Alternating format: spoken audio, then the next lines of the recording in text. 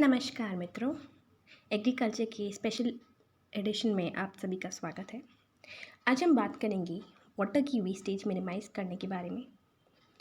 तो आइए शुरू करते हैं। वाटर यानी कि जल एक बहुत ही इम्पोर्टेंट रिसोर्स है जिसको जीवन का अमृत भी बोला जा सकता है। तो जैसे जैसे अर्बनाइजेशन बढ़ रहा है वैसे वैसे जल की संकट भी बढ़ती जा रही है। तो अगर हम इंडिया की बात करें जो around 4000 billion cubic metre precipitation हर साल रिसीव करता है, जिसका 75% मानसून के मंथ्स में मिलता है। ये टोटल प्रेसिपिटेशन भी इवनली डिस्ट्रीब्यूटेड नहीं है। कई जगह जैसे कि यूपी हो गया, हिमाचल प्रदेश हो गया, उत्तराखंड हो गया, ये स्टेट्स को तो काफ़ी सरप्लस रेनफॉल मिलती है। पर बाकी स्टेट्स जैसे कि महाराष्ट्र, कर्नाटका, तमिलनाडु, राजस्थान, गुजरात, यहाँ पर वाटर डेफिसिट रह जाता है। इस सब में भी जो यूटिलाइजेबल वाटर है वो अराउंड 1123 बिलियन क्यूबिक मीटर है, जिसमें से 693 BCM सरफेस वाटर और 430 के अराउंड BCM ग्राउंड वाटर होता है। तो अगर हम सिनेरियो देखें तो 1991 में वाटर की अवेलेबिलिटी जो 2209 क्यूबिक मीटर थी वो 2011 में अराउंड 1545 क्यूबिक मीटर ही हो गई और 2050 तक पहुँचते पहुँचते ये 1140 क्यूबिक मीटर ही रह जाएगी। डिमांड की बात करें तो जो डिमांड 2010 में 710 बिलियन क्यूबिक मीटर थी वो 2025 में बढ़ के 843 BCM और 2050 तक 1180 BCM तक जाने की उसकी संभावना है। तो इस तरह से हम देख रहे हैं कि वाटर की अवेलेबिलिटी तो कम होती जा रही है पर उसकी डिमांड बढ़ती जा रही है।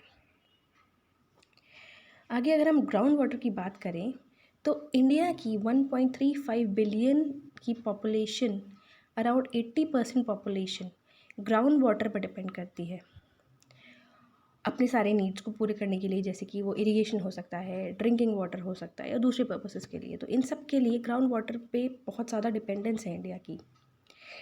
2014 की एक रिपोर्ट के अकॉर्डिंग 89% जो ग्राउंड वाटर एक्सट्रैक्ट हुआ है इरिगेशन में वो किसी और कंट्री के मुकाबले सबसे ज़्यादा है। अगर हम देखें तो इंडिया जो है सबसे ज़्यादा इरिगेटेड एरिया उसका ग्राउंड वाटर के अंडर आता है। ग्राउंड वाटर से around 39 million hectares area India में इरिगेट होता है, बल्कि चाइना में उसके आगे 19 मिलियन हेक्टेयर्स होता है और यूएस में 17 मिलियन हेक्टेयर्स। तो हम देख सकते हैं कि ग्राउंड वाटर की यूटिलाइजेशन इंडिया में कितना ज़्यादा है।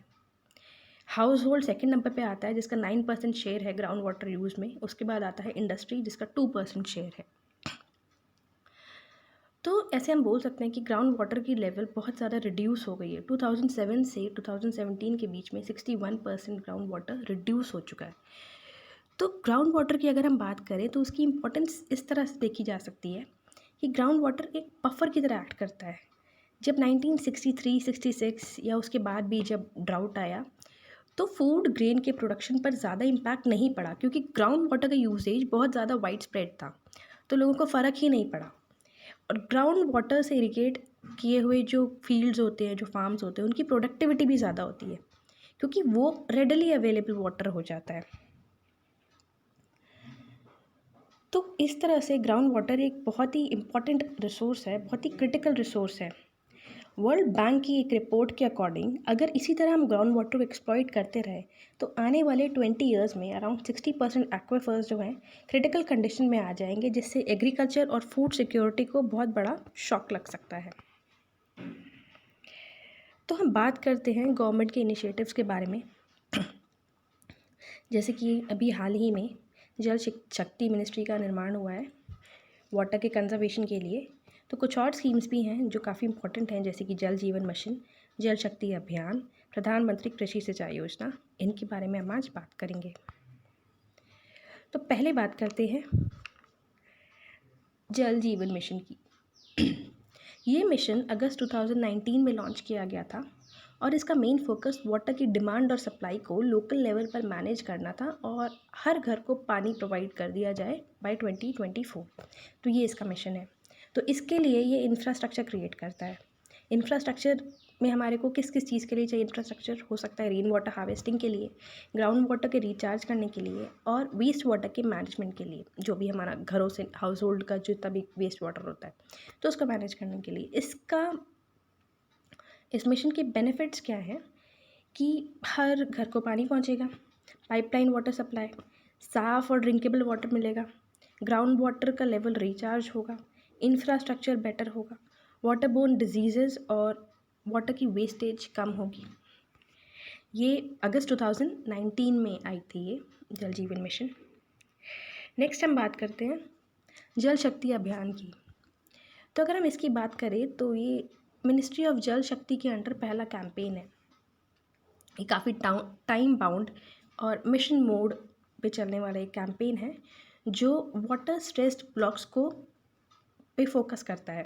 तो ये वाटर स्ट्रेस्ड ब्लॉक्स हमने 257 डिस्ट्रिक्ट्स में आइडेंटिफाई किए गए हैं और ये 2 फेज़ में इसको अप्लाई किया गया और इन 2 फेजेस का मेन एम यही था कि जल संरक्षण को जन आंदोलन बनाया जाए। तो जन आंदोलन बनाने के लिए इसने कम्युनिकेशन कैंपेनिंग का सहारा लिया, जिसमें बहुत ज़्यादा लोगों को मोबिलाइज़ किया गया, बहुत टाइप के, जैसे कि स्कूल के स्टूडेंट्स, कॉलेज के स्टूडेंट्स, सेल्फ हेल्प ग्रुप्स, पंचायती राज इंस्टीट्यूशंस। और इसका मेन फोकस था 5 इम्पॉर्टेंट कंजर्वेशन के इंटरवेंशंस पे, जैसे कि रेन वाटर हार्वेस्टिंग, रेनोवेशन करना, वाटर कंजर्वेशन करना, वाटर शेड को डेवलप करना और इंटेंसिव एफॉरेस्टेशन करना। तो आगे देखते हैं प्रधानमंत्री कृषि सिंचाई योजना। ये योजना एक फ्लैगशिप प्रोग्राम था। 2018 में ये स्कीम लॉन्च की गई थी। इस स्कीम के 2 एम थे कि हर खेत को पानी मिले और हर खेत में जो हर क्रॉप है उसको ज़्यादा से ज़्यादा वाटर, मतलब जितना उसको चाहिए उतना मिल पाए, मोर ड्रॉप पर क्रॉप, हर ड्रॉप पे ज़्यादा क्रॉप्स हो पाए। तो ये एक फ्लैगशिप स्कीम थी जिसमें सेंटर स्टेट का 75-25% शेयर था और इसका मेन फोकस था कि ये किस तरह इरिगेशन सेक्टर में इन्वेस्टमेंट को अट्रैक्ट करे। तो इस स्कीम में 3 सब स्कीम्स हैं जो हैं accelerated irrigation benefit programme, integrated watershed management programme और ऑन फार्म वाटर मैनेजमेंट। ये जो भी इस स्कीम में 99 प्रायोरिटाइज सेक्टर्स हैं जिनकी अलग अलग टाइमलाइन है। तो इस स्कीम का पोटेंशियल अराउंड 76 लाख हेक्टेयर्स है। ये प्रोग्राम जो है पूरा का पूरा inter minstrel national steering committee monitor कर रही है और मैनेज करने का वो है, इसका दिया गया है। तो इस तरह से क्या होगा कि वाटर की वेस्टेज मिनिमाइज़ हो सकेगी, एरिया अंडर कल्टीवेशन बढ़ाया जा सकेगा। तो ये बहुत ही इंपॉर्टेंट और बहुत ही अच्छी स्कीम है। इसके बाद अगर हम देखें कि हम कह सकते हैं कि गवर्नमेंट जो है बहुत ज़्यादा इनिशिएटिव्स ले रही है वाटर स्ट्रेस डिस्ट्रिक्ट्स को उभारने के लिए। तो इस सब के में सबसे ज़्यादा इम्पॉर्टेंट हो जाता है कि किस तरह से वाटर को कंजर्व किया जा सके। हम रेन वाटर हार्वेस्टिंग कर सकते हैं, प्रिसिजन एग्रीकल्चर यूज़ कर सकते हैं, जो हमने पहले ही लेक्चर्स में बात की है जिनके बारे में। माइक्रो इरिगेशन की भी बात हम कर चुके हैं। तो ये सब चीज़ों के बारे में अगर आपको दोबारा पढ़ना है तो आप पीछे के लेक्चर्स देख सकते हैं और पार्टिसिपेटरी इरिगेशन मैनेजमेंट करें, क्योंकि कोई भी चीज़ तब तक पूरी तरह सक्सेसफुल नहीं हो सकती जब तक कि लोकल लोग उसमें कोऑपरेट ना करें। तो हम आगे आने वाले लेक्चर में जानेंगे कि पार्टिसिपेटरी इरिगेशन मैनेजमेंट होता क्या है, उसमें कितना पोटेंशियल है और अब तक उसका क्या क्या उसकी प्रोग्रेस रही है। तो आगे के लेक्चर्स के लिए stay tuned and subscribe to the channel अगर आपको ये कंटेंट अच्छा लगा तो। Thank you.